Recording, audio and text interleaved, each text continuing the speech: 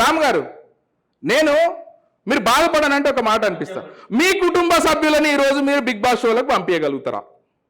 Sir అది వెళ్ళే వాళ్ళ ఇష్టం కదా, వెళ్ళే వాళ్ళ ఇష్టం, వాళ్ళు అంగీకారంతోనే వెళ్తారు ఎవరైనా సరే. మా నలుగురు మేము ఏదైతే పిటిషనర్ దారులను మీరు క్వశ్చన్ చేస్తుర్రో, definitely as a responsible citizen of India I'm questioning you.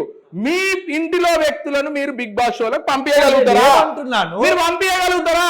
మీరు పంపించగలుగుతారా? మీరు పంపించగలుగుతారా? దానికి సమాధానం నేను వెళ్తా కదా, అంగీకారంతోనే కదా ఎవరైనా వెళ్ళేది. నేను అనేది మీరు పంపించగలుగుతారా? మీరు పంపించగలుగుతారా బిగ్ బాస్ షోలకు? నేనేమంటున్నా, మీరు నాకు సమాధానం చెప్తారు ఎస్ సార్ నో. నేను అంటున్నా నా కుటుంబ సభ్యులకు వస్తే, నా పిల్లలకు వస్తే, నా సమాజాన్ని కాపాడుకోవాలంటే నేను పంపించాలని చెప్తున్నా. మీరు ఎస్ సార్ నో చెప్తలేరు. మీ ఉద్దేశం ఏంటో చెప్పండి. నేనేమంటున్నా అంటే అది అంగీకారంతోనే కదా సార్ వెళ్తారు ప్రతి ఒక్కరు కూడా.